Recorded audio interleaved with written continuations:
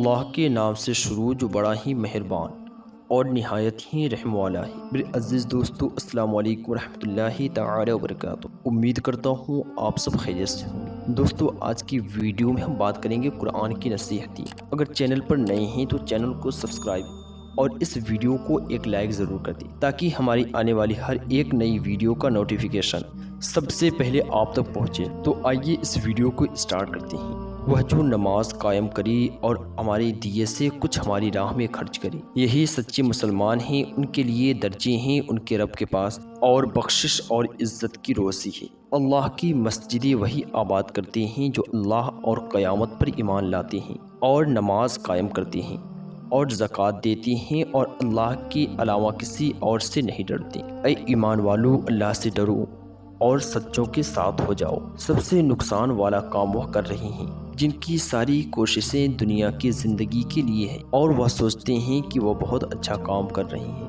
جب آدمی کو تکلیف پہنچتی ہے تو اٹھتے بیٹھتے خدا کو یاد کرتا ہے اور اسے پکارتا ہے، لیکن پھر جب اللہ اس کی مدد کر دیتا ہے تو وہ چل دیتا ہے جیسے کبھی کسی تکلیف کے پہنچنے پر اسے پکارا ہی نہ ہو۔ نہ سستی کرو نہ غم کھاؤ، تم ہی غالب آؤ گے اگر ایمان رکھتے ہو۔